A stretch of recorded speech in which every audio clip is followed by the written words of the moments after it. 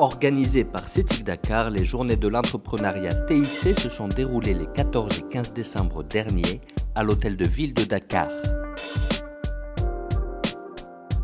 Totalisant près de 2000 entrées, l'événement a réuni l'ensemble des acteurs du secteur des TIC au Sénégal.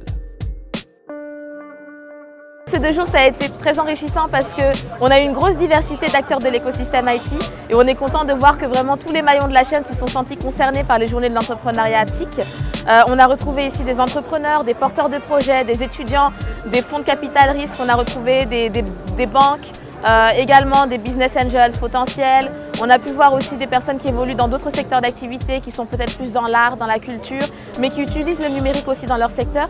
Et on est content parce qu'on a pu remplir en tout cas les objectifs qu'on voulait, c'est-à-dire pouvoir en fait réunir tout cet écosystème-là autour d'activités qui pourraient les intéresser, qui puissent permettre aussi à l'écosystème de gagner en visibilité et surtout d'aller toucher aussi d'autres secteurs d'activité en leur montrant que le secteur des TIC est un levier vraiment de croissance pour ces secteurs-là et qu'aujourd'hui on peut apporter beaucoup avec les moyens qu'on a dans le numérique, on peut faire beaucoup avec peu. C'est une belle initiative de CETIC Dakar qui se perpétue et qui permet à l'écosystème d'échanger avec les entreprises. Sur la scène, des speakers de renom se sont succédés pour aborder de nombreuses thématiques devant un public composé de représentants de l'État ou de grandes entreprises, de jeunes entrepreneurs TIC, d'étudiants ou encore de passionnés des technologies de l'information et de la communication. Cette année, les organisateurs ont innové avec la Fail Conférence, durant laquelle des entrepreneurs ont accepté de partager leurs échecs. Tous les panels étaient d'une grande importance, mais quand même particulièrement le panel sur le Fail Conference m'a beaucoup marqué. Quand même, il y a eu pas mal de gens qui ont partagé leur expérience, qui ont partagé aussi leur échec, leur succès comme leur échec. Et donc je pense que c'est quelque chose aussi à promouvoir et quelque chose aussi à apporter à la connaissance des jeunes entrepreneurs qui souhaiteraient se lancer. Le Jambartech Festival, ça a été une Fail Conference. La deuxième, donc, organisée au Sénégal, après la première édition que nous avons tenue l'année dernière. Cette Fail Conference a permis le partage d'expériences, le témoignage d'entrepreneurs qui nous ont aidés à démocratiser l'échec, expliquer comment ils se sont fait des petits bobos, mais finalement que ces bobos ont contribué à les rendre plus forts et à leur réussite. Co-organisé par l'agence By Feeling, le Business Reverse Pitch a bouleversé les habitudes. Ce sont les représentants d'organismes d'État ou de grandes entreprises qui se sont relayés au pupitre devant un parterre de porteurs de projets. Un Business Reverse Pitch, c'est inverser la tendance. Les startups ont l'habitude de se retrouver en face des grands groupes.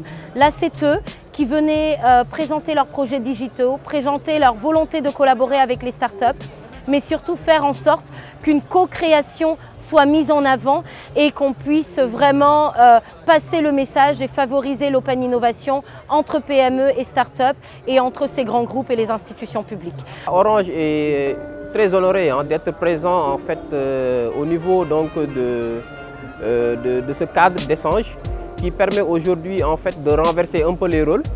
Parce que souvent, c'est les développeurs qui viennent soumettre leurs idées aux entreprises. Mais ce Business Reverse Pitch permet aujourd'hui donc aux entreprises d'exprimer leurs besoins et d'attendre en fait en retour des solutions pertinentes. C'est une très bonne initiative. C'est la première fois que je le fais. Bon, je pense qu'ils ont dit que c'était la première fois en Afrique.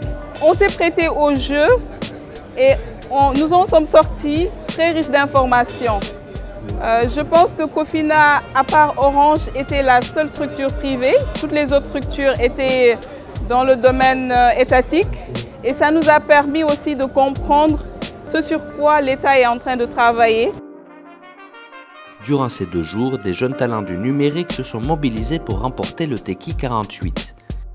Ils disposaient de 48 heures seulement pour développer un objet connecté et le présenter devant un jury d'experts lors de la cérémonie finale. Avec cette nouvelle édition du GTIC, l'incubateur d'entreprise CETIC Dakar a clôturé l'année 2016 en beauté et se prépare pour une année 2017 encore plus riche en événements. On est ravis d'avoir pu accueillir du beau monde, des institutionnels, des décideurs clés, que ce soit donc des organes de l'État, que ce soit de notre ministère de tutelle.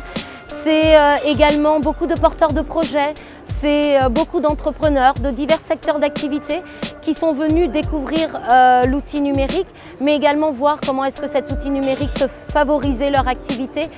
c'est aussi des commerçants, c'est aussi des personnes de la sous-région ou d'autres pays, c'est aussi le réseau du YALI, c'est aussi des étudiants de l'ISM, des étudiants de l'ISF, des étudiants des différentes écoles technologiques qui sont venus à notre rencontre et tous avec ce désir de continuer à structurer notre écosystème et à bâtir une scène sénégalaise qui soit des plus fortes.